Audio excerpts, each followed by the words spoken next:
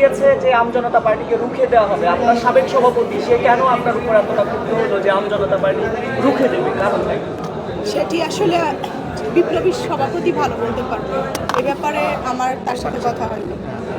তার Facebook status কি আপনার সাথে তো আপনি তো দেখেছেন? আমার প্রচুর মিডিয়া চাপ যাচ্ছে এবং সেই সাথে আমার নেতাকর্মী এবং সারা বাংলাদেশ থেকে যেহেতু সকল অতিথিরা এসেছেন, আমি তাদেরকে নিয়ে একটু কাজে ব্যস্ত ছিলাম। নূরের কেন ক্ষোভ, আপনার কি মনে হয় কেন ক্ষোভ, নূরের কেন ক্ষোভ, আমজনতা পার্টির প্রতি কেন ক্ষোভ?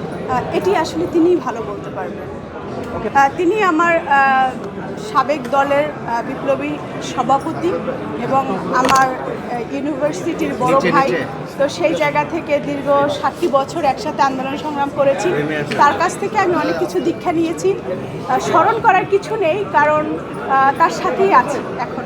দেখুন, আমরা এই মুহূর্তে নির্বাচন চাই না, আমরা যেটা চাচ্ছি সংস্কার। বিপ্লবী যে সরকার রয়েছেন তারা চমৎকারভাবে কাজ করে যাচ্ছেন। হ্যাঁ, 10টি কাজ করলে 2-1টি সফল হবেন, এটি স্বাভাবিক।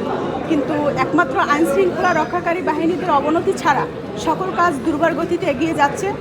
সংস্কার যদি হয় সেখানে হতে পারে স্বরাষ্ট্র উপদেষ্টাকে বলবো আরেকটু জোরালোভাবে আসলে তার যারা রয়েছেন ডিপার্টমেন্টের অফিসার তাদেরকে আরেকটু দায়িত্বশীলতার পরিচয় দিতে হবে। তাহলে যে রাস্তায় ছিনতাই দেখেন বা ধর্ষণ দেখেন এগুলো হয়তো বা রুখে দেওয়া যাবে, বা মব জাস্টিস সেটা রুখে দেওয়া যাবে।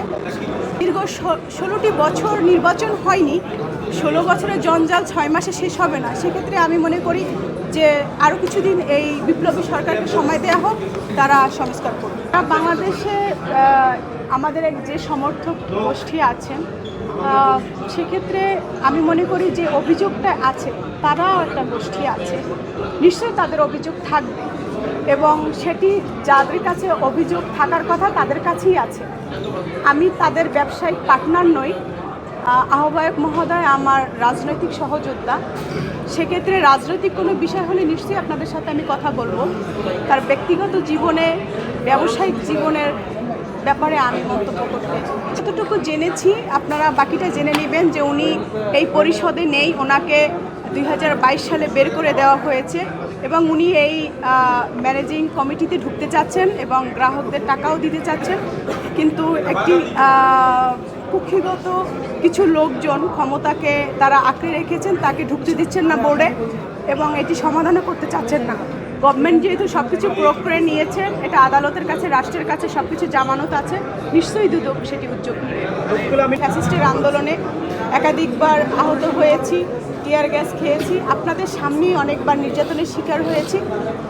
এটাই আমার শক্তি, এটাই আমার আইডেন্টি। আমি আসলে সাধারণ মানুষকে নিয়ে কাজ করতে চাই, তাই আমার দলের নাম হচ্ছে বাংলাদেশ আমজনতা পার্টি।